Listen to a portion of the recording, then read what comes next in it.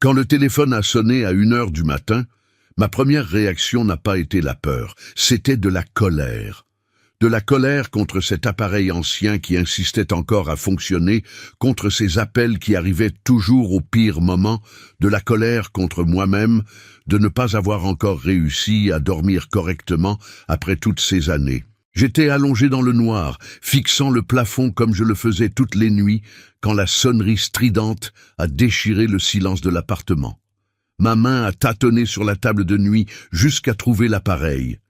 J'ai répondu sans rien dire, m'attendant simplement à entendre une voix mécanique proposant un crédit ou une de ces arnaques qu'ils essaient de faire aux gens de mon âge. Mais ce que j'ai entendu m'a glacé de l'intérieur. C'était la voix de mon fils, basse, un peu étouffée, comme si la ligne était mauvaise. « Papa, ouvre la porte. » Juste ça. 4 mots qui ont traversé ma poitrine comme une lame. Mon fils Théo est mort il y a 3 ans, une nuit pluvieuse d'octobre, quand il a perdu le contrôle de sa voiture sur l'A6 entre Lyon et Paris. J'ai vu le cercueil descendre. J'ai tenu la terre entre mes doigts avant de la jeter sur le bois verni. J'ai vécu chaque seconde des funérailles en ressentant le poids de cette absence. Et pourtant, à ce moment-là, avec le téléphone collé à l'oreille, tout mon corps voulait croire que c'était réel. Je suis resté figé dans le lit trop longtemps, le téléphone encore à la main, déjà muet. Le silence de l'appartement était si dense que je pouvais entendre le bourdonnement du réfrigérateur dans la cuisine, le grincement lointain d'une canalisation, le bruit sourd de mon propre cœur. Je me suis levé lentement, les jambes tremblantes, et j'ai marché jusqu'à la porte d'entrée. Chaque pas était un effort contre la raison, contre tout ce que je savais être vrai. Le couloir était sombre. Seule la faible lumière du lampadaire de la rue entrait par la fenêtre du salon. Quand je suis arrivé à la porte, je me suis arrêté. Ma main était moite, les doigts enroulés autour de la poignée, mais je n'arrivais pas à la tourner. Au lieu de cela, je me suis penché et j'ai regardé par l'œilleton. Ce que j'ai vu n'était pas net. La lumière du couloir était faible et la lentille déformait tout. Mais il y avait quelqu'un là. Une silhouette immobile, la tête légèrement inclinée, les épaules légèrement tombantes.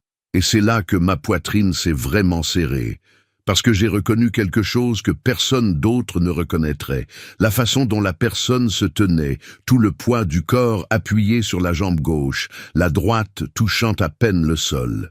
Théo faisait ça depuis ses 12 ans, après s'être tordu la cheville en jouant au football au collège Pierre de Ronsard à Tours, où nous vivions avant que je sois muté à Lyon pour mon travail. C'était une habitude qu'il n'avait jamais perdue, une posture si caractéristique que je la reconnaîtrais n'importe où, même sans voir le visage. Je suis resté là, figé, regardant à travers cette petite lentille de verre, essayant de comprendre ce qui se passait. Ma respiration était irrégulière, trop rapide, et je sentais la sueur couler sur mon front. Ce qui me détruisait le plus n'était pas la peur d'ouvrir la porte et de trouver quelque chose d'impossible. C'était le souvenir qui est venu juste après, comme une avalanche. La dernière fois que j'avais vu Théo vivant, il était aussi de l'autre côté de cette porte. C'était une nuit d'août, 2 mois avant l'accident. On s'était violemment disputé, une de ces discussions qui commencent petites et qui grandissent jusqu'à ce que plus personne ne se souvienne exactement pourquoi ça a commencé. Il était venu me rendre visite sans prévenir, et j'étais fatigué, irrité par des problèmes au travail.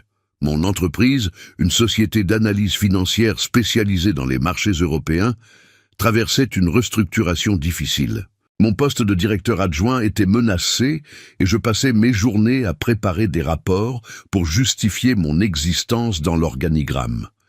Théo voulait parler de sa mère, de comment je gérais sa mort survenue 1 an plus tôt d'un cancer du sein foudroyant, mais je ne voulais pas en parler. Je lui ai dit de partir, de se calmer, de revenir un autre jour quand il serait plus serein.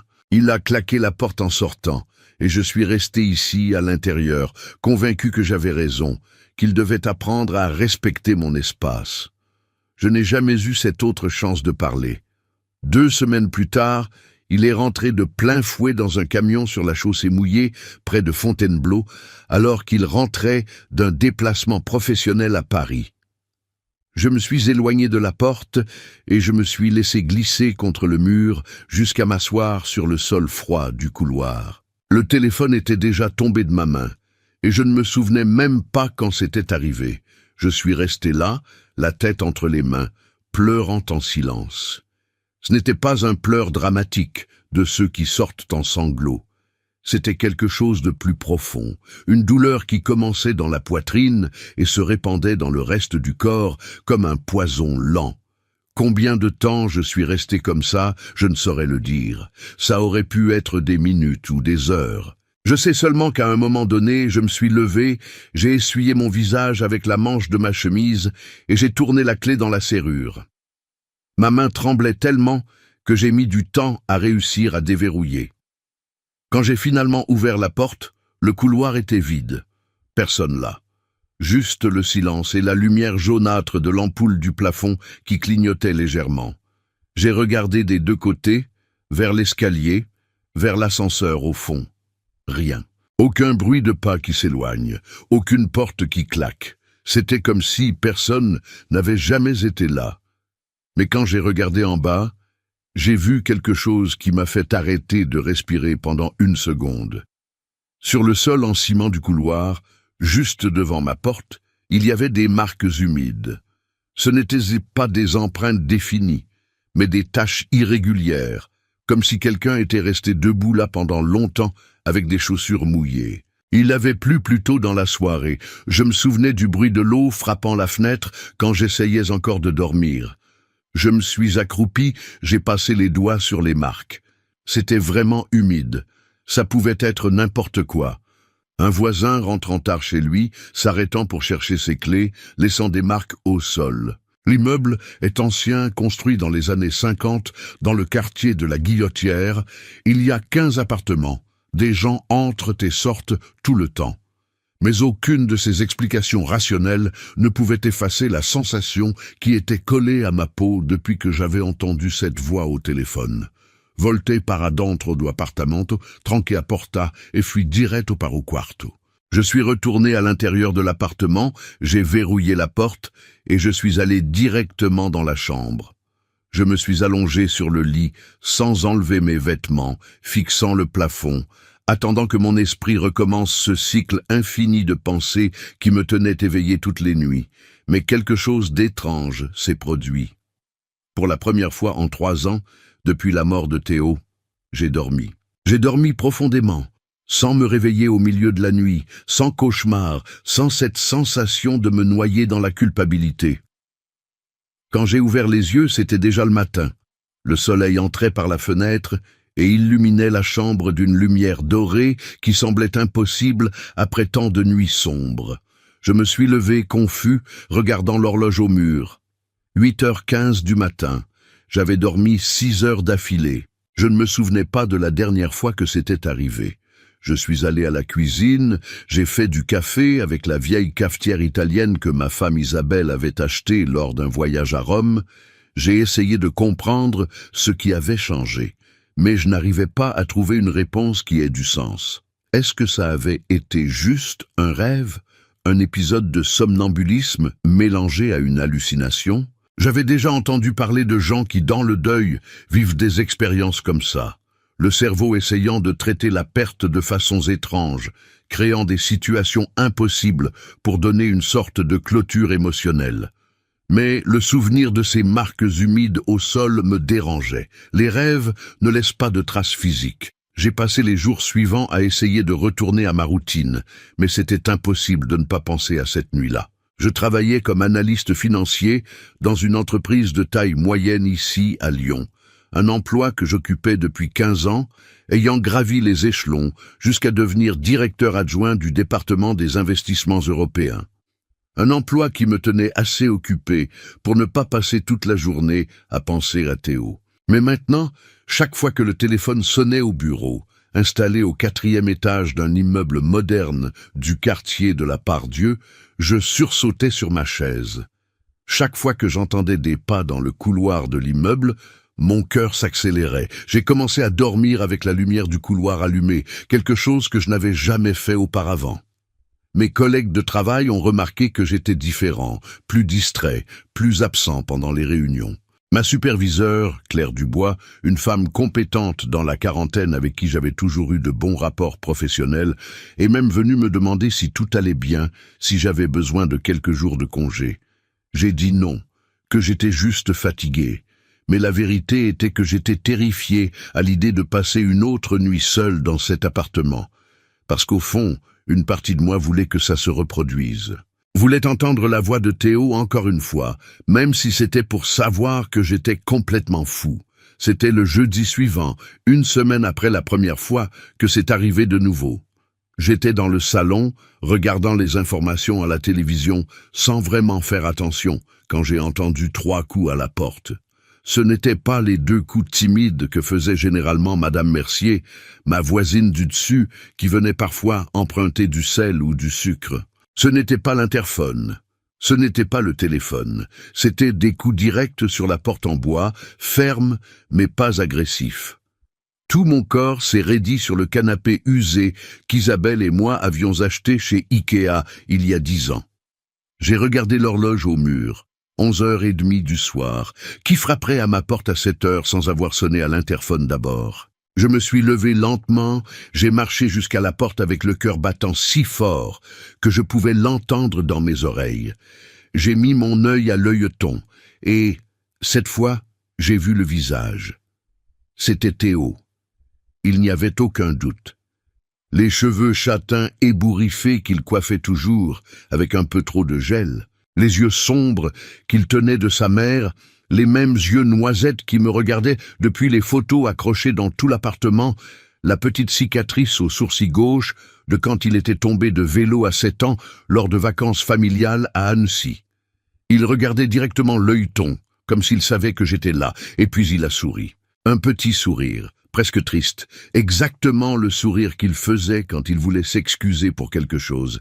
Et il a dit encore « Papa, ouvre la porte ». Ma main est allée jusqu'à la poignée sans que je puisse contrôler. Mais avant que je tourne, quelque chose en moi a hurlé de m'arrêter. Était-ce la peur, l'autopréservation? Ou était-ce la partie rationnelle de mon esprit qui réussissait enfin à s'imposer, me rappelant que mon fils était mort et que ce qui était de l'autre côté de cette porte ne pouvait pas être lui? Je me suis souvenu de l'enterrement, du cimetière de Loyasse sous une pluie battante, du notaire, Maître Fontaine, qui m'avait lu le testament quelques semaines plus tard dans son étude sombre de la rue de la République. De toutes ces preuves concrètes et irréfutables que Théo n'était plus là. Je suis resté là, la main sur la poignée, suant froid, tremblant, pendant que les coups recommençaient. 3 coups, pause, 3 coups, pause, 3 coups, et puis le silence. J'ai attendu 5 minutes complètes avant de regarder de nouveau par l'œilleton. Le couloir était vide. J'ai ouvert la porte. J'ai regardé de tous les côtés. Rien. Mais cette fois, il n'y avait pas de marques au sol. Il n'y avait aucune preuve physique que quelqu'un avait été là. Je suis rentré, j'ai verrouillé la porte et je me suis assis sur le canapé, essayant de comprendre ce qui m'arrivait. Est-ce que je faisais une dépression nerveuse? Est-ce que le deuil m'avait finalement emmené au-delà du point où je pouvais distinguer la réalité de l'illusion? J'ai décidé que je devais parler à quelqu'un. Je ne pouvais pas continuer à garder ça pour moi, parce que ça commençait à affecter ma santé mentale de façon inquiétante. J'ai appelé ma sœur, Béatrice, qui habite à Chambéry avec son mari et leurs 2 enfants. Elle a toujours été la personne la plus sensée de la famille, celle qui gardait les pieds sur terre même quand tout autour s'effondrait. Quand nos parents sont morts dans un accident de voiture il y a 15 ans, c'est elle qui avait organisé les funérailles, géré la succession, soutenu tout le monde. Je lui ai tout raconté. L'appel, la voix, les coups à la porte, la vision de Théo à travers l'œilleton. Elle m'a écouté en silence, sans m'interrompre, et quand j'ai fini, elle est restée quelques secondes sans rien dire. Je pouvais entendre sa respiration au téléphone, un peu hésitante. Quand elle a finalement parlé, sa voix était calme, mais inquiète. « Richard, tu dois chercher de l'aide. Ce n'est pas normal. Tu traverses un deuil compliqué, et ton cerveau essaie de traiter tout ça d'une façon très intense. Tu dois parler à un psychologue, peut-être même un psychiatre. Ce n'est pas une honte, c'est juste prendre soin de ta santé mentale. Tu te souviens quand Isabelle est morte? Tu as refusé toute aide, et regarde où ça t'a mené. Ne refais pas la même erreur. Je savais qu'elle avait raison. Je savais que ce que je vivais n'avait pas de sens, d'un point de vue rationnel. Mais il y avait quelque chose en moi, une sensation viscérale, qui disait que ce n'était pas juste dans ma tête. J'ai pris rendez-vous avec une psychologue recommandée par un collègue de travail qui avait lui-même traversé une période difficile après son divorce. Docteur Hélène Marchand, une femme dans la cinquantaine avec des cheveux gris coupés courts et des lunettes à monture rouge, avec un cabinet confortable dans une clinique du quartier de la Presqu'île, pas loin de la place Bellecour. Lors de la première séance, un mardi après-midi pluvieux, j'ai tout raconté de nouveau depuis le début. Elle m'a écouté attentivement, assise dans un fauteuil en cuir marron, prenant des notes dans un carnet, sans me juger, sans montrer de scepticisme ou d'incrédulité. Son bureau était chaleureux, avec des étagères remplies de livres, des plantes vertes dans les coins, une lumière douce qui créait une atmosphère apaisante. Quand j'ai terminé, elle a croisé les mains sur le bureau et a dit « Richard, ce que vous vivez est plus courant qu'on ne l'imagine. Les expériences de deuil compliquées peuvent se manifester de plusieurs façons, y compris des hallucinations auditives et visuelles. Votre cerveau essaie de gérer une perte traumatique et une culpabilité profonde liée à la dernière interaction que vous avez eue avec votre fils. C'est naturel que cela se manifeste de façon qui semble réelle, mais qui sont en fait des projections de votre esprit essayant de trouver une sorte de résolution. Dans la littérature psychiatrique, on appelle ça des expériences de présence post-mortem. Environ 40% des personnes en deuil les vivent à un moment ou un autre. Ces mots avaient du sens. Je voulais y croire.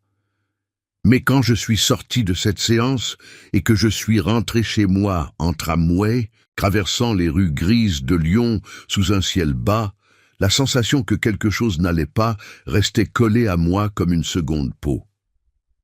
Les semaines suivantes ont été des montagnes russes émotionnelles. J'ai commencé à prendre les médicaments que le psychiatre associé à la docteur Marchand, le docteur Vincent Leroux, m'avait prescrit lors d'une consultation complémentaire. Un antidépresseur léger, de la sertraline, et quelque chose pour m'aider à dormir, du zolpidem à prendre seulement en cas d'insomnie sévère. Les séances de thérapie ont continué, 2 fois par semaine, le mardi et le jeudi après-midi, et lentement, j'ai commencé à me sentir un peu mieux. Je n'ai plus entendu la voix de Théo. Je n'ai plus vu sa silhouette à travers l'œilleton. La vie a retrouvé une apparence de normalité, cette normalité grise et lourde qui était ma réalité depuis sa mort. Je continuais à me lever le matin, à prendre le tramway T1 jusqu'au bureau, à analyser des tableaux Excel remplis de chiffres qui ne voulaient plus rien dire, à rentrer le soir dans un appartement silencieux où personne ne m'attendait. J'ai recommencé à mieux dormir, bien que jamais aussi profondément que cette première nuit après l'appel. J'ai recommencé à me concentrer au travail, à répondre aux emails de clients inquiets de la volatilité des marchés, à participer aux réunions sans avoir l'air d'un zombie. Ma sœur appelait chaque semaine, généralement le dimanche matin, pour savoir comment j'allais, et je disais toujours que j'allais mieux, que la thérapie m'aidait, et c'était vrai, en partie. Mais il y avait une partie de moi qui regrettait ces nuits, aussi effrayantes qu'elles aient été. Parce que pendant quelques instants, Théo était revenu, et j'avais eu la chance de le revoir, même si ce n'était qu'une illusion créée par mon cerveau en souffrance. Mais alors, un vendredi soir de février, 3 mois après le premier appel, alors que Lyon était couverte d'une fine couche de neige rare pour la ville, tout a changé de nouveau. J'étais au supermarché Carrefour, près de chez moi, faisant les courses de la semaine, poussant mécaniquement mon caddie dans les allées fluorescentes, quand j'ai reçu un message sur mon portable. C'était d'un numéro inconnu qui ne correspondait à aucun format français que je connaissais. J'ai ouvert le message et j'ai failli laisser tomber le téléphone là, au milieu du rayon des pâtes, entre les paquets de coquillettes et de fusillis. Le message disait simplement « Papa, s'il te plaît », rien de plus, juste ces 3 mots. Je suis resté là, avec le caddie dans la main, regardant l'écran du portable, sentant le monde tourner autour de moi. Une vieille dame m'a bousculé en passant, marmonnant quelque chose sur les gens qui bloquent le passage, mais je l'ai à peine remarqué. Ce n'était pas la même chose que les appels et les coups à la porte. C'était différent. C'était un message texte, quelque chose de tangible, quelque chose qui pouvait être tracé, quelque chose qui laissait une preuve numérique. J'ai immédiatement appelé le numéro, mais ça tombait directement sur une messagerie vocale en anglais, sans identification. J'ai réessayé, même chose. J'ai abandonné le caddie au milieu du supermarché, laissant mes courses inachevées, le fromage et le jambon que je venais de prendre, et j'ai couru à la voiture. J'ai conduit jusqu'à la maison dans un état presque automatique, les mains serrées sur le volant de ma vieille Peugeot 308, l'esprit partant dans 1000 directions différentes. Quand je suis arrivé à l'immeuble, j'ai monté les escaliers en courant, sans attendre l'ascenseur qui tombait constamment en panne, et j'ai déverrouillé la porte avec tellement de précipitation que j'ai failli laisser tomber les clés sur le paillasson. Je suis entré dans l'appartement et je me suis arrêté au milieu du salon, essoufflé, essayant de réfléchir. Le message était encore là, sur l'écran de mon portable. « Papa, s'il te plaît, qu'est-ce que Théo demandait? Qu'est-ce qu'il voulait que je fasse ?» Je me suis assis sur le canapé et pour la première fois, j'ai décidé de faire quelque chose que je n'avais jamais fait auparavant. J'ai répondu. J'ai tapé avec des doigts tremblants « Théo, si c'est toi, dis-moi ce dont tu as besoin. Papa est là. Je t'écoute. Pardon pour tout. » Et j'ai envoyé. Je suis resté à regarder l'écran, attendant les 3 petits points qui indiquent que quelqu'un est en train d'écrire. Mais rien ne s'est passé. J'ai attendu 5 minutes, fixant l'écran comme un fou. 10 minutes, 15 minutes, une demi-heure. Rien. Le silence numérique était assourdissant. J'ai jeté le portable sur le canapé et je me suis levé, marchant de long en large dans le salon, essayant de contrôler la frustration et la confusion qui montaient en moi comme une marée. Est-ce que j'avais finalement franchi la ligne de la sanité ? Est-ce que j'étais tellement désespéré d'avoir un contact avec mon fils que je créais des situations où je pouvais interagir avec une version fantôme de lui ? J'ai repris le téléphone et j'ai appelé Béatrice. Elle a répondu à la 3e sonnerie, déjà inquiète rien qu'au ton de ma voix qu'elle connaissait si bien. « Béa, c'est arrivé de nouveau, mais cette fois c'était différent. » J'ai reçu un message texte sur mon portable. Elle a soupiré de l'autre côté de la ligne, un long soupir chargé d'inquiétude. « Richard, tu dois montrer ça à ta psychologue. Ça devient vraiment sérieux. Tu veux que je vienne ? Je peux être là demain matin. » J'ai pris un rendez-vous d'urgence avec la docteure Marchand le lendemain, un samedi matin où elle avait accepté exceptionnellement de me recevoir en dehors de ses horaires habituels. J'ai montré le message. J'ai expliqué tout ce qui s'était passé, ma voix se brisant par moments. Elle a regardé le portable avec une expression sérieuse, ajustant ses lunettes rouges, et a dit « Richard, avez-vous essayé de découvrir à qui appartient ce numéro ? Contacter l'opérateur, faire une recherche en ligne, il existe des annuaires inversés sur Internet. » Je n'y avais pas pensé. J'étais tellement convaincu que c'était quelque chose de surnaturel, une manifestation inexplicable de Théo depuis l'au-delà, que l'idée de traiter ça comme une situation normale, avec des explications rationnelles, ne m'était pas venue à l'esprit. Elle m'a aidé à faire une recherche rapide sur son ordinateur. Le numéro n'était enregistré nulle part, ni dans les pages blanches, ni dans les bases de données publiques. On a réessayé d'appeler ensemble, et cette fois, à ma surprise, quelqu'un a décroché. Mais ce n'était pas Théo. C'était une voix féminine, jeune, avec un léger accent que je n'arrivais pas à identifier, confuse. « Allô ? Qui est-ce » Je me suis figé, incapable de parler pendant quelques secondes. « À qui est-ce que je parle ?» J'ai finalement demandé, ma voix à peine audible. « Vous m'avez envoyé un message hier soir. » La femme de l'autre côté de la ligne semblait encore plus confuse. « Je n'ai envoyé de message à personne, monsieur. C'est un nouveau portable. Je l'ai acheté hier après-midi chez Orange. Vous devez faire erreur. Peut-être que l'ancien propriétaire du numéro... » Et elle a raccroché avant que je puisse dire quoi que ce soit d'autre. Je suis resté à regarder la docteure Marchand, complètement perdu, sentant mes derniers espoirs s'effondrer. Alors c'était juste une coïncidence ? Quelqu'un a tapé le mauvais numéro et, par hasard, a envoyé un message qui ressemblait exactement à quelque chose que mon fils aurait pu dire ? Elle a hoché la tête lentement, enlevant ses lunettes pour les nettoyer avec un petit chiffon. Il semblerait, oui. Parfois, Richard, l'univers conspire de façons étranges. Ou peut-être que votre cerveau, dans son état de vulnérabilité, a interprété ce message générique d'une façon qui s'inscrivait dans le récit que vous vivez. Le cerveau humain est extraordinairement doué pour trouver des schémas et des significations, même là où il n'y en a pas. Mais je n'arrivais pas à accepter cette explication. Ça semblait trop simple, trop commode, trop rationnel pour quelque chose qui me semblait si profondément irrationnel et personnel.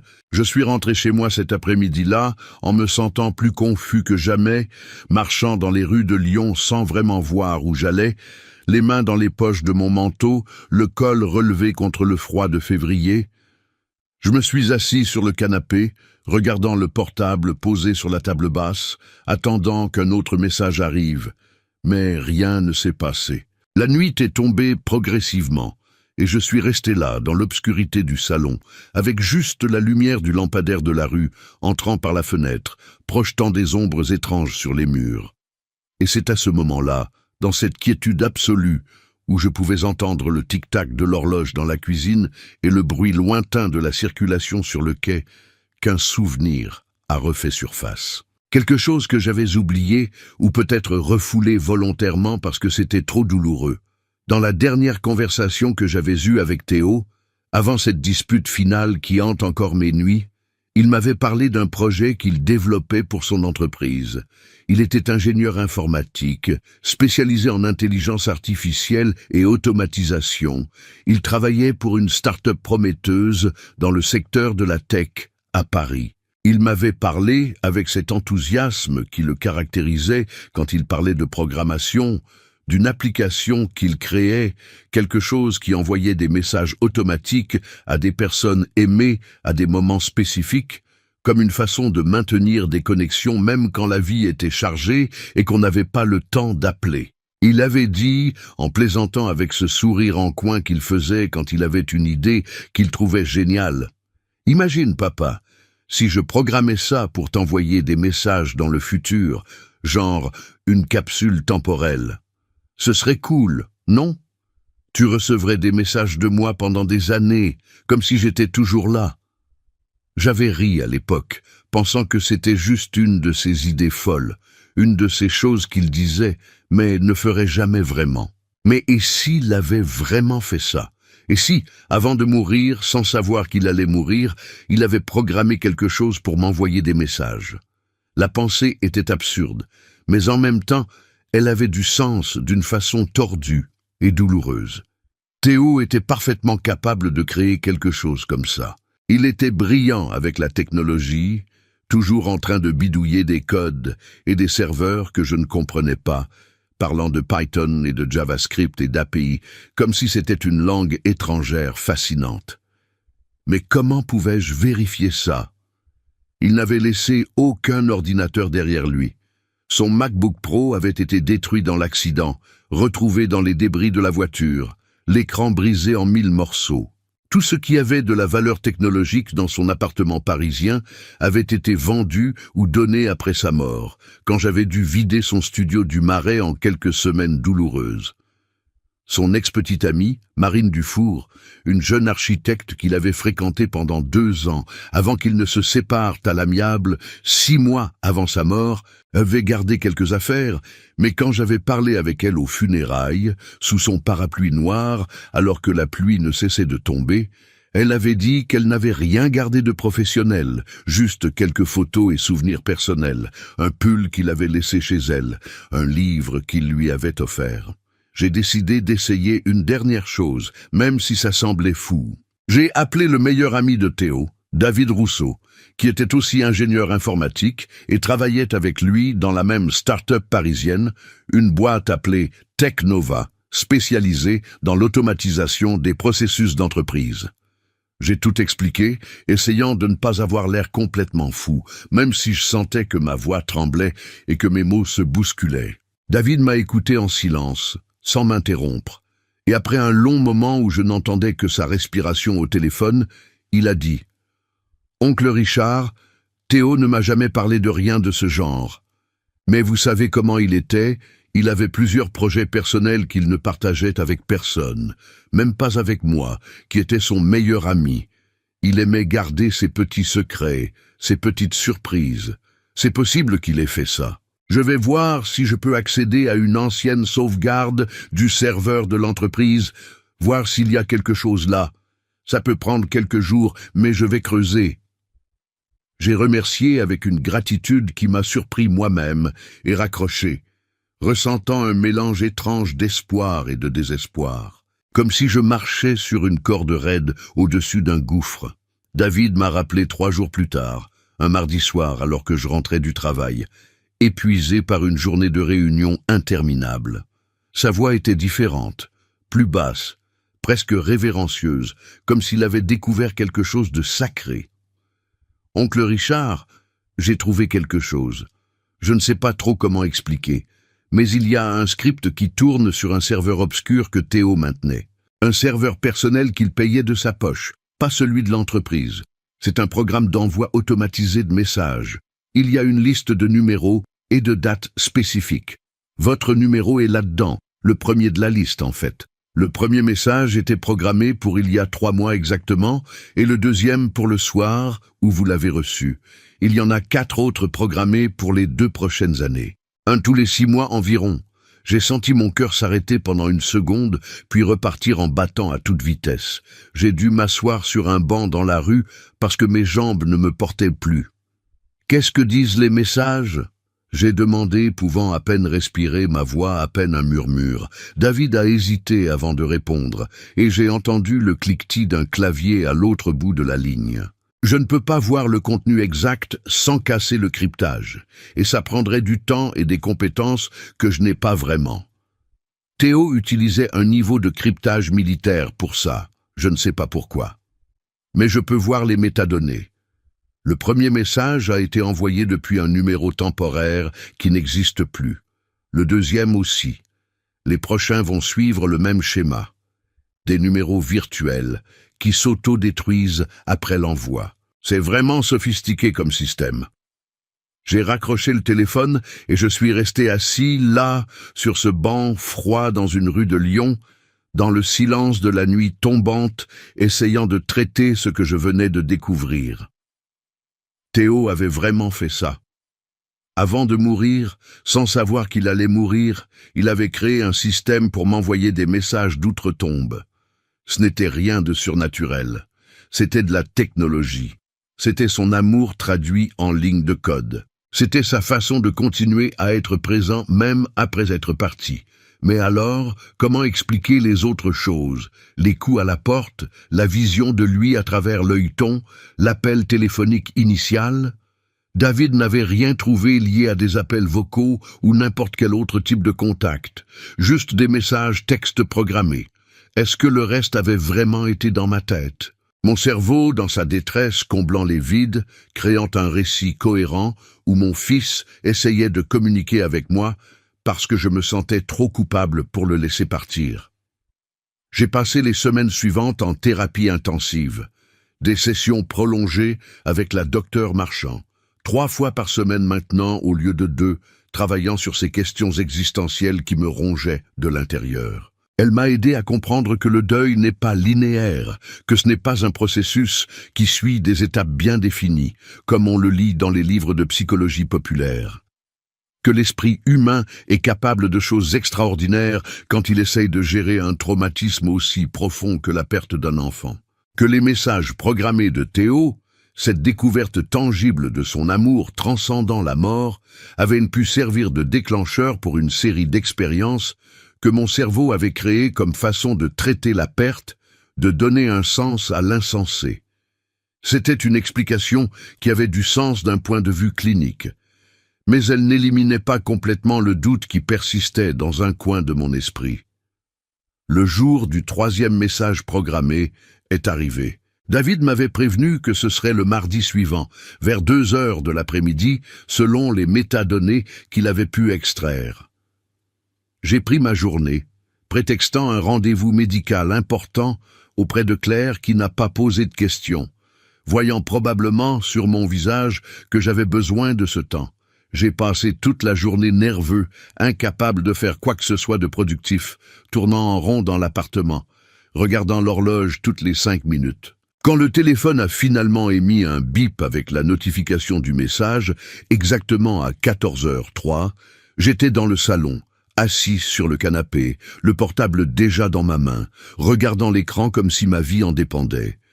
J'ai ouvert le message avec les mains tremblantes, le cœur battant si fort que j'avais l'impression qu'il allait sortir de ma poitrine. Le message disait « Papa, je te pardonne, et j'espère que tu te pardonneras aussi. Tu as toujours fait de ton mieux, et c'était plus que suffisant. Je t'aime. » Je me suis effondré en larmes là même, des larmes que je n'avais pas versées depuis l'enterrement, des larmes qui venaient d'un endroit si profond en moi que je ne savais même pas qu'il existait, parce que c'était exactement ce que j'avais besoin d'entendre. C'était la permission que je cherchais depuis 3 ans, la libération de la culpabilité que je portais comme un fardeau de plomb depuis cette dernière dispute horrible où je l'avais rejetée.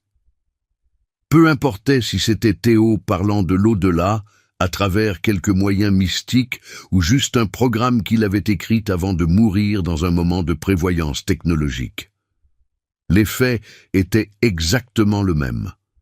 Il me donnait la chance d'aller de l'avant, de lâcher prise, de vivre de nouveau sans le poids écrasant, paralysant, d'avoir renvoyé mon fils la dernière fois que je l'avais vu vivant.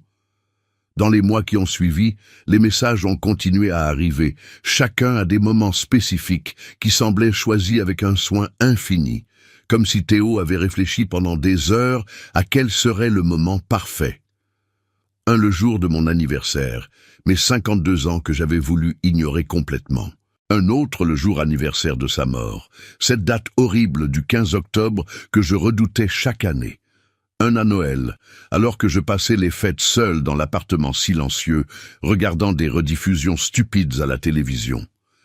Chaque message était court, simple, mais chargé d'un sens qui me bouleversait à chaque fois.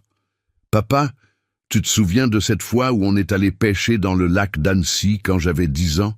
C'était un de mes jours préférés. Je pense encore à ce coucher de soleil qu'on avait regardé ensemble. « Papa, tu manges correctement? Maman serait en colère si elle savait que tu te nourris mal. Va chez le traiteur de la rue, celui qui fait les bons plats cuisinés. »« Papa, je suis fier de toi. Tu as survécu à la pire chose qui peut arriver à un parent, et tu es toujours là, toujours debout. Continue. » Chaque message me faisait pleurer, mais me faisait aussi sourire à travers les larmes. Théo avait pensé à tout. Il avait anticipé ma douleur, ma solitude, mon besoin désespéré de sentir qu'il était encore présent d'une certaine façon. Et même si ce n'était qu'un code tournant sur un serveur distant quelque part dans un data center anonyme, c'était réel pour moi. C'était son amour se manifestant de la seule façon qu'il pouvait encore, transcendant la mort à travers la technologie qu'il maîtrisait si bien. La docteure Marchand m'a aidé à comprendre, à travers de longues conversations dans son bureau chaleureux, qu'accepter cette forme de connexion ne signifiait pas que je niais la réalité de la mort de Théo. Au contraire, ça signifiait que je trouvais une façon saine, constructive, de garder sa mémoire vivante tout en continuant ma propre vie, en avançant dans mon propre chemin. J'ai commencé à mieux dormir, les médicaments aidant, mais aussi simplement le fait d'avoir trouvé une forme de paix. J'ai recommencé à me nourrir correctement, suivant même le conseil de Théo sur le traiteur de la rue Saint-Jean. J'ai repris des passe-temps que j'avais abandonnés depuis la mort d'Isabelle, puis celle de Théo. J'ai recommencé à lire des romans policiers français que j'adorais avant, Fred Vargas et Maxime Chatham. J'ai même recommencé à sortir avec des amis du travail, acceptant leurs invitations à déjeuner ou à prendre un verre après le bureau, quelque chose que je refusais systématiquement depuis l'accident. La vie n'est pas redevenue comme avant, elle ne le serait jamais, et je l'avais acceptée. Mais elle a trouvé un nouvel équilibre, un nouveau rythme, une nouvelle normalité qui n'était pas parfaite, mais qui était vivable. Et j'ai appris à vivre avec l'absence de Théo d'une façon qui ne me consumait plus de l'intérieur, qui ne me détruisait plus cellule par cellule. Quant aux autres expériences, les coups à la porte cette nuit-là, la vision claire de son visage à travers l'œilleton, l'appel téléphonique initial avec sa voix si reconnaissable, je n'ai jamais eu d'explication définitive et satisfaisante.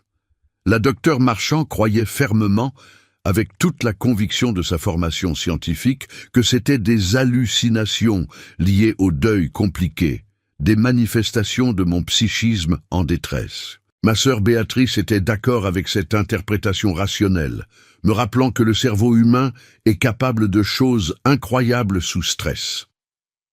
David suggérait, avec la prudence de quelqu'un qui connaît les limites de la technologie, que peut-être Théo avait programmé plus de choses, au-delà des messages textes, des systèmes plus complexes qu'on n'arrivait pas à retracer, cachés dans des couches de code que même lui ne pouvait pas déchiffrer. Mais moi, au fond de mon cœur, je ne sais pas, et j'ai appris, douloureusement mais complètement, que ne pas savoir vivre avec l'incertitude, c'est non seulement acceptable, mais peut-être même nécessaire. Parce que la vérité profonde que j'ai découverte, c'est que cette nuit où j'ai ouvert la porte et trouvé le couloir vide, quelque chose a fondamentalement changé en moi. Pour la première fois en 3 longues années depuis la mort de Théo, j'ai réussi à dormir profondément, paisiblement. J'ai réussi à vraiment me reposer, pas juste fermer les yeux en attendant que le matin arrive. Et que ce soit l'esprit de Théo qui m'a rendu visite, depuis un au-delà mystérieux, ou juste mon cerveau trouvant enfin une façon de guérir, de se réparer, le résultat a été exactement le même. J'ai trouvé la paix, ou du moins un chemin vers la paix. Aujourd'hui, 2 ans après le dernier message programmé qui est arrivé avec une ponctualité presque cruelle, je vis toujours dans le même appartement de la Guillotière, dans ce quartier multiculturel de Lyon que j'ai appris à aimer malgré tout. Je travaille toujours au même emploi, bien que j'ai été promu directeur du département après le départ à la retraite de mon ancien supérieur. Je visite toujours la tombe de Théo, au cimetière de Loyasse, chaque mois, généralement le 15, apportant des tournesols qui étaient ses fleurs préférées, et lui parlant comme s'il était là, lui racontant ma vie, mes projets, mes petites victoires et mes défaites. Mais maintenant je le fais sans culpabilité déchirante, sans regret paralysant. Je le fais comme une façon d'honorer sa mémoire, de célébrer qui il était, pas comme une façon de me punir éternellement de ne pas avoir été le père parfait que j'aurais voulu être. J'ai appris, à travers la douleur et la thérapie et les messages de Théo, qu'être père ne signifie pas ne jamais faire d'erreur. Ça signifie faire de son mieux avec les outils qu'on a, avec les connaissances qu'on possède, et quand on se trompe, avoir le courage d'apprendre et d'aller de l'avant plutôt que de se pétrifier dans la culpabilité. Théo avait compris ça. Il m'a pardonné, avant même que je puisse commencer à me pardonner moi-même. Et ça a été la plus grande leçon qu'il m'a enseignée, même après être parti, même à travers des lignes de code écrites dans un moment de prévoyance ou d'intuition. Parfois, dans des moments de faiblesse ou de nostalgie particulièrement forte, je regarde encore le portable en attendant un autre message, sachant rationnellement qu'il ne viendra pas, mais espérant quand même irrationnellement. Je sais qu'il ne viendra pas. David me l'a confirmé après avoir finalement réussi à accéder au script complet. Le programme s'est terminé il y a 2 ans, le dernier message envoyé exactement comme prévu, et puis plus rien, le serveur se mettant en veille automatique. Mais la sensation de connexion demeure, forte et réelle, parce que j'ai compris quelque chose de fondamental. L'amour n'a pas besoin de technologie pour exister, pour persister. Il n'a pas besoin de messages programmés, ou d'appels fantômes, ou de coups mystérieux à la porte au milieu de la nuit.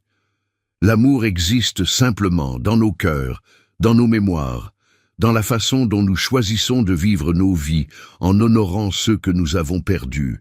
Et tant que je serai vivant, portant les souvenirs de Théo comme un trésor précieux, lui aussi sera vivant d'une certaine façon. Pas de la façon que j'aurais voulu, pas de la façon que j'avais imaginée ou planifiée dans mes rêves de père, mais d'une façon qui est réelle et vraie et finalement suffisante. J'ai commencé à participer à un groupe de soutien pour parents ayant perdu des enfants, un groupe qui se réunit tous les jeudis soirs dans une salle paroissiale près de la place Bellecour. C'était une suggestion insistante de la docteure Marchand, et au début j'ai résisté avec toute la force de mon être. L'idée de m'asseoir dans une salle avec des étrangers et de partager la douleur la plus profonde, la plus intime que j'ai jamais ressentie dans ma vie semblait non seulement impossible, mais presque obscène. Mais quand j'y suis finalement allé, poussé par Béatrice, qui avait menacé de venir elle-même me chercher, le premier jeudi de mars d'une année qui commençait à ressembler moins à un cauchemar, j'ai découvert quelque chose de profondément surprenant. Je n'étais pas seul dans ma douleur. Il y avait d'autres parents là, une dizaine de personnes assises en cercle sur des chaises inconfortables, chacun portant sa propre version du poids que je connaissais si intimement. Une mère, Françoise, qui avait perdu sa fille de 19 ans dans un accident de moto sur le périphérique de Lyon. Un père, Michel, dont le fils de 16 ans s'était suicidé après avoir été harcelé au lycée. Un couple, les Mercier, qui avaient perdu des jumeaux de 3 ans dans un incendie domestique causé par un court-circuit. Chaque histoire était unique, déchirante à sa façon, mais la douleur sous-jacente était universelle, reconnaissable. Et pour la première fois depuis la mort de Théo, j'ai senti que je pouvais parler ouvertement, honnêtement, de ce que je ressentais sans crainte d'être jugé ou incompris ou pire, pitié de façon condescendante. C'est dans ce groupe, lors de ma 3e réunion, que j'ai rencontré Sophie Arnaud. Elle avait perdu son fils cadet, Lucas, il y a 5 ans, noyé pendant des vacances familiales à La Rochelle, emporté par un courant sournois alors que tout le monde pensait qu'il nageait en sécurité. On a discuté après la réunion, en prenant un café dans une boulangerie à côté qui restait ouverte tard, et on a découvert qu'on avait beaucoup en commun au-delà de la perte. Pas seulement le deuil impossible d'un enfant, mais la façon dont on le gérait, nos stratégies de survie, le poids écrasant de la culpabilité irrationnelle mais inévitable, la sensation persistante qu'on aurait dû faire quelque chose de différent, même quand rationnellement on sait que ce n'est pas vrai. La difficulté presque insurmontable d'aller de l'avant quand une partie de nous voulait rester coincée éternellement dans ce moment de douleur parce que c'était la seule connexion, le seul lien qu'on avait encore avec nos enfants disparus. Sophie, une femme dans la quarantaine avec des cheveux blonds coupés au carré et des yeux bleus qui portaient la même tristesse que les miens, m'a raconté qu'elle aussi avait eu des expériences étranges, inexplicables, dans les premières années après la mort de Lucas. Elle voyait son visage dans les foules, dans les rues de Bordeaux où elle vivait, reconnaissant sa silhouette parmi des inconnus. Elle entendait son rire dans les lieux publics, se retournant brusquement pour ne trouver personne. Une fois, elle a juré, la main sur le cœur, avoir senti sa main touchant son épaule pendant qu'elle cuisinait dans sa cuisine, une sensation si réelle qu'elle s'était retournée en criant son nom. Je n'ai jamais su si c'était réel ou si c'était mon esprit qui me jouait des tours cruels, elle a dit ce soir-là, remuant son café machinalement, fixant la tasse comme si elle contenait des réponses. Mais à la fin, après des mois de thérapie et de questionnement, j'ai décidé que ça n'avait pas d'importance de savoir. Ce qui importait vraiment, c'est que ces expériences m'avaient aidé à traiter la perte d'une façon que rien d'autre n'aurait pu faire. Elles m'avaient donné le temps, l'espace émotionnel nécessaire pour accepter progressivement qu'il était parti et ne reviendrait jamais. Cette conversation a changé quelque chose de fondamental en moi. à déplacer quelque chose qui était coincé depuis trop longtemps.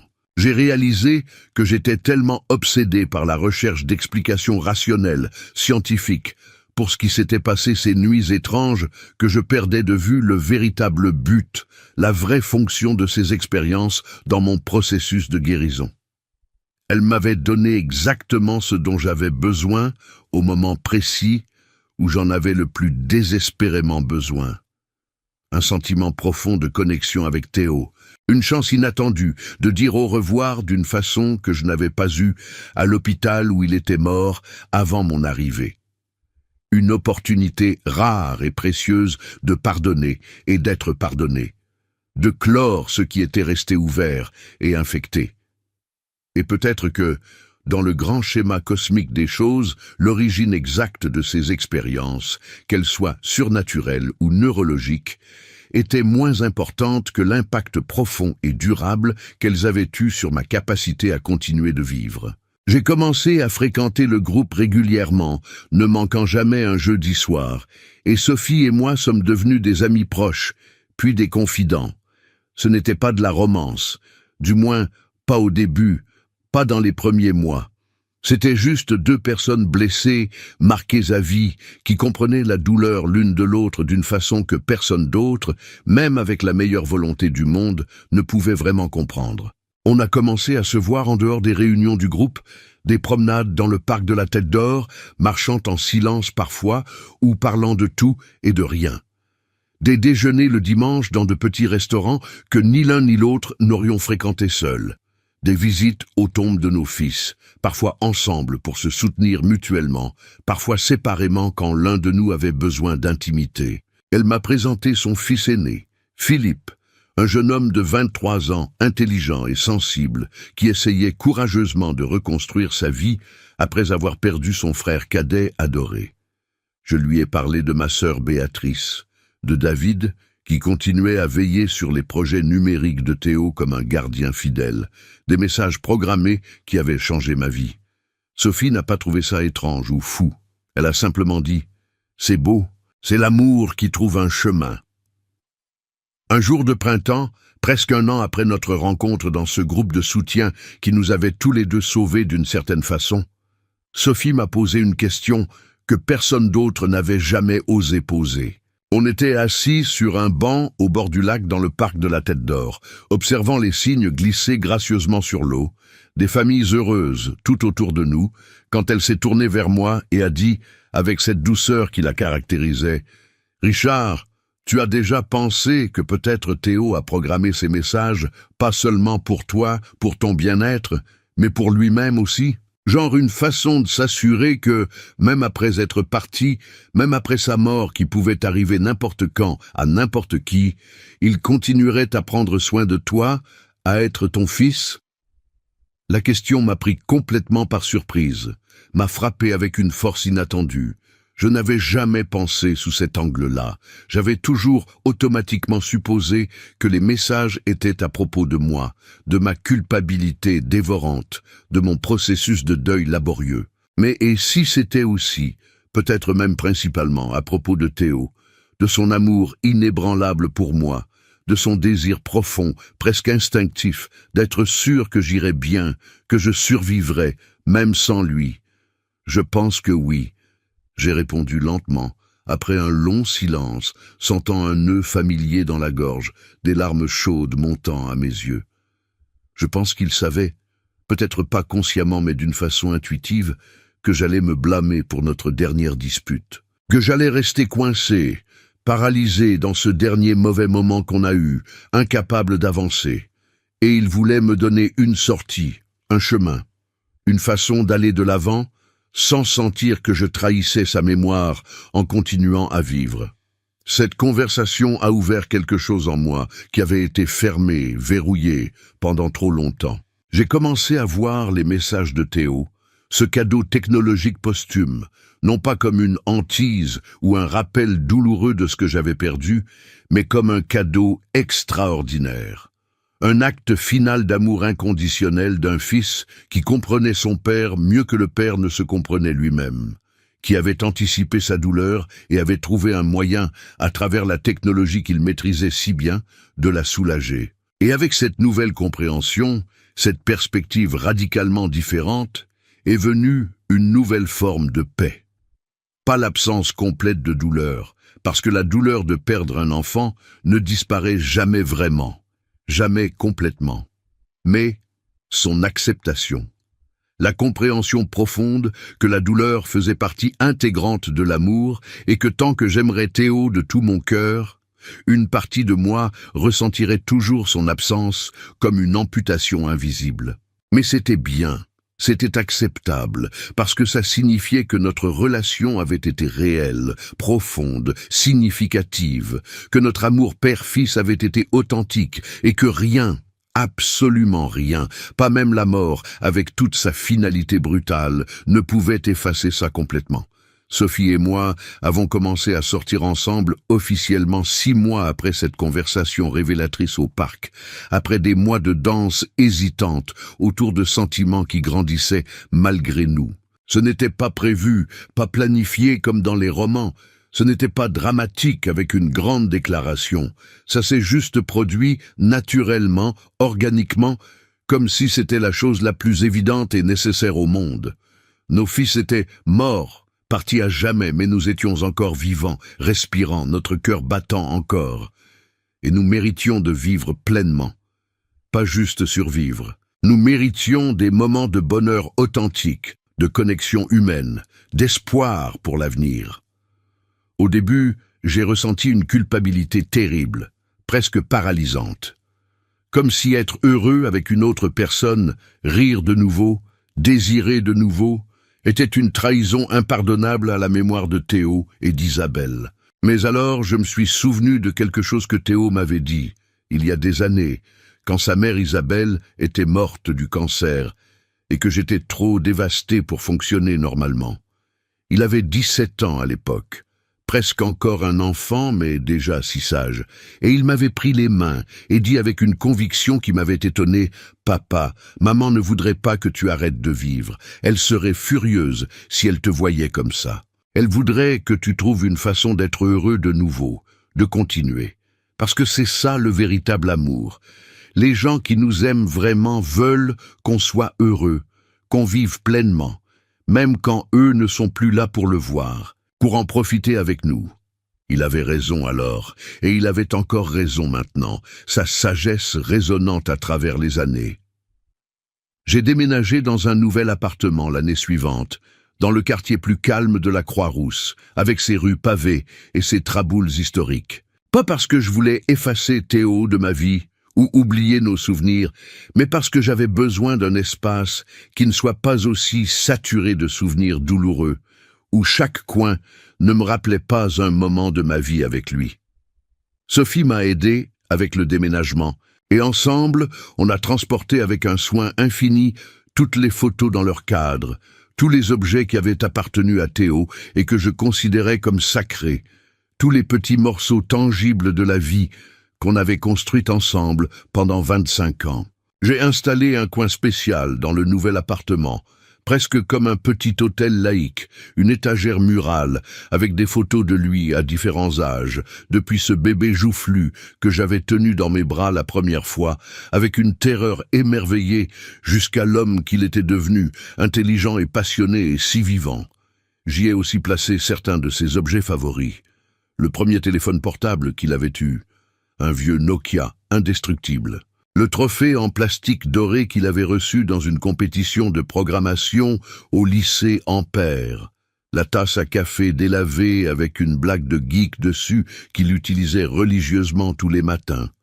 Un livre de science-fiction écorné qu'il avait lu au moins 10 fois. C'était mon sanctuaire personnel, mon lieu de recueillement, un endroit sacré où je pouvais aller quand je ressentais particulièrement son absence, quand j'avais besoin de me connecter avec lui d'une façon tangible, de sentir sa présence d'une façon ou d'une autre. Les messages programmés se sont définitivement terminés, le dernier arrivé avec une ponctualité presque cruelle, exactement quand David avait prédit. Mais j'ai découvert d'autres façons, plus actives et créatives, de garder Théo vivant dans mon cœur et dans le monde. J'ai commencé à écrire sur lui, à coucher sur le papier tous ces souvenirs qui risquaient de s'estomper avec le temps. Rien de complexe ou de prétentieusement littéraire, juste des souvenirs simples mais précieux, des anecdotes qui capturaient qui il était vraiment. Cette fois mémorable, où on était allé camper dans le Vercors, et où il avait eu terriblement peur du noir. Alors on avait passé toute la nuit à raconter des histoires sous les étoiles, inventant des constellations absurdes. Le jour extraordinaire où il avait obtenu son permis de conduire du premier coup, et était tellement excité, tellement fier, qu'il avait conduit pendant 3 heures sans destination précise, juste pour le plaisir immense d'être au volant, d'être libre. La première fois hilarante et stressante qu'il m'avait présenté une petite amie, cette Marine, qui deviendrait son grand amour, et il était tellement nerveux que sa main tremblait et qu'il avait renversé du vin rouge sur la nappe blanche immaculée qu'Isabelle avait sortie pour l'occasion. De petits moments insignifiants qui, mis ensemble comme des pièces de puzzle, formaient la mosaïque complexe et belle de qui il était, de qui il avait été. Sophie a commencé à faire exactement la même chose avec Lucas, écrivant dans un journal qu'elle gardait précieusement, et parfois on échangeait nos histoires, riant et pleurant en même temps, honorant nos fils de la seule façon qu'on pouvait maintenant qu'ils n'étaient plus là physiquement, à travers la mémoire vivante, à travers les mots qui les faisaient revivre. À travers l'amour qui n'était jamais vraiment mort, juste transformé. Et si vous me demandez maintenant, après tout ce temps, après tout ce chemin parcouru, si je crois vraiment que mon fils m'a rendu visite cette nuit-là, si je crois que c'était authentiquement, véritablement lui de l'autre côté de cette porte, je vous dirai l'absolue vérité sans faux semblant. Je ne sais pas. Et j'ai appris, douloureusement mais complètement, que ne pas savoir avec certitude, vivre dans cette zone grise d'incertitude, c'est non seulement acceptable, mais peut-être même nécessaire pour continuer à vivre. La vie n'est pas faite de certitudes absolutes et rassurantes. Elle est faite de moments fragiles, de connexions éphémères, de petits actes d'amour qui transcendent même la mort avec toute sa finalité. Et si mon fils a trouvé une façon, que ce soit à travers la technologie qu'il maîtrisait ou à travers quelque chose de plus mystérieux et inexplicable, de me dire que tout allait bien, que je pouvais et devais aller de l'avant sans culpabilité, qu'il m'aimait inconditionnellement et me pardonnait mes imperfections, alors c'est tout ce qui compte vraiment. Peu importe si c'était à travers des lignes de code soigneusement programmées, ou à travers quelque chose qui échappe complètement à la compréhension humaine rationnelle. Ce qui compte, la seule chose qui compte vraiment au final, c'est que ça a fonctionné, ça m'a sauvé, et je suis ici aujourd'hui, encore vivant, encore respirant l'air de ce monde, encore capable d'aimer et d'être aimé, essayant toujours d'être la meilleure version de moi-même que je peux être, pour moi-même d'abord, pour la mémoire sacrée de Théo, pour Sophie qui a choisi de partager sa vie avec moi, et pour tous ces moments précieux qui m'attendent encore dans l'avenir, des moments que je sais dans mon cœur que Théo voudrait que je vive pleinement, intensément, avec joie, avec gratitude, avec un amour qui ne meurt jamais vraiment. Je ne sais pas si j'ai entendu mon fils cette nuit-là, ou si mon corps brisé a finalement trouvé une façon de dire ce que ma bouche n'a jamais pu exprimer. Mais je sais avec une certitude absolue que d'une certaine manière mystérieuse et belle, j'ai pu dire au revoir. Et parfois, c'est exactement ça qui fait toute la différence entre survivre et vivre. C'est ça qui nous permet de continuer à vivre, non pas malgré la perte déchirante, mais avec elle, en l'intégrant à qui nous sommes, en portant nos morts, non pas comme des fardeaux écrasants qui nous empêchent d'avancer, mais comme une partie précieuse de qui nous sommes devenus.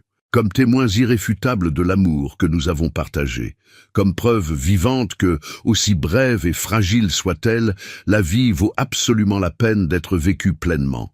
Et l'amour, le véritable amour inconditionnel, ne meurt jamais vraiment, jamais complètement. Il se transforme simplement, trouve de nouvelles formes, de nouveaux chemins, et continue, pour toujours. Si vous avez aimé cette histoire de dépassement et de pardon, laissez votre like maintenant et abonnez-vous à la chaîne Histoire de Père pour plus de récits émouvants comme celui-ci.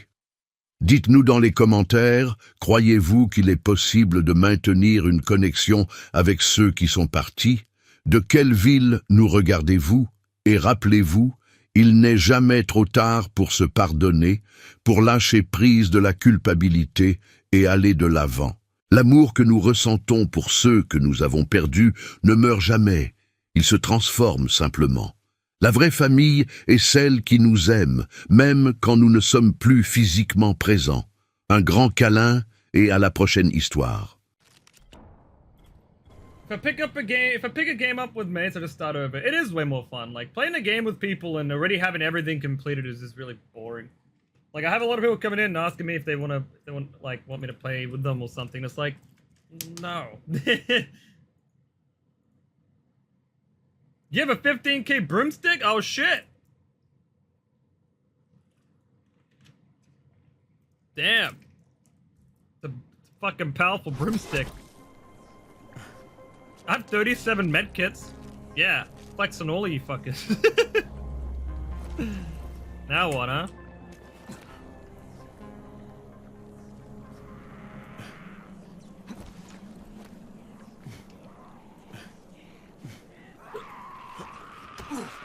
Man's a medic in disguise.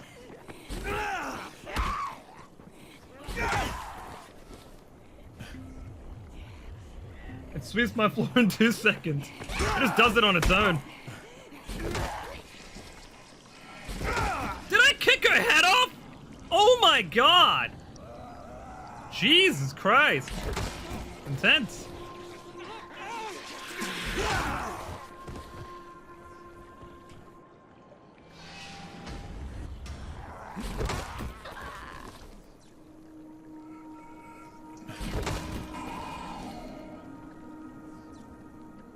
There's an achievement to boot 100 people. Pretty funny.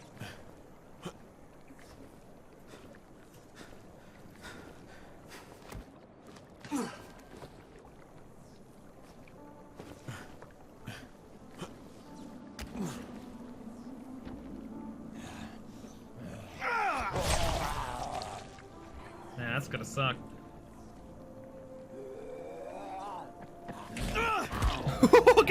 Can I do that? Oh god.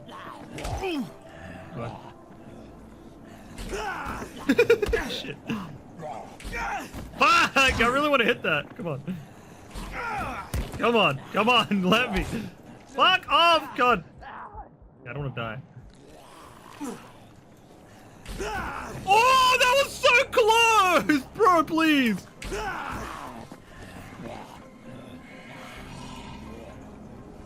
Fuck!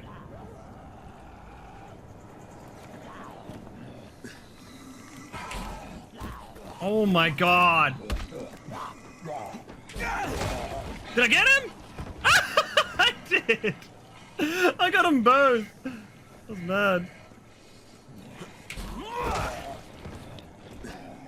It's fun.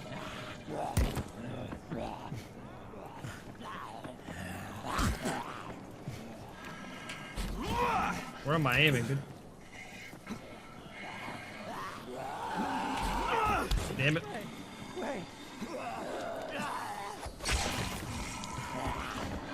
Oh my god, I fucked up.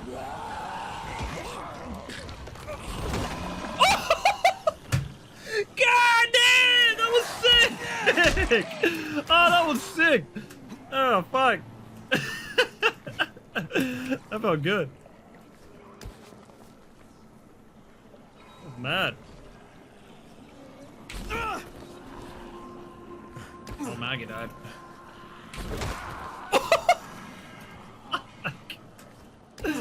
Damn! Crazy. Oh, I died. Okay. Alright. Oh, fuck. That was good.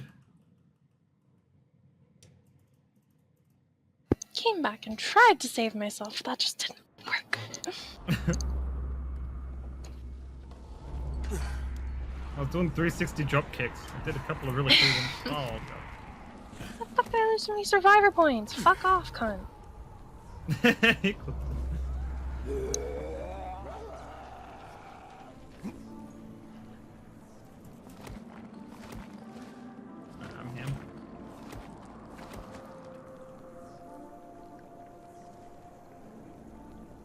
Check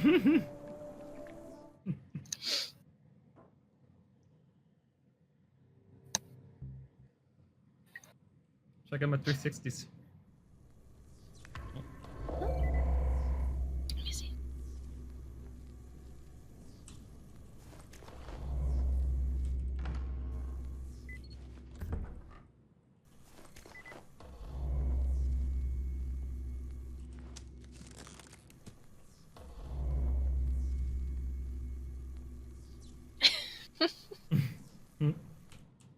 Let's see what this says. Detective Julian and his Interesting. assistant begin their search for the missing person of Dolma Street. Oh, come on, you have to help me. Dad's been out all day. Come on, we're going to find him. The missing person of interest went out very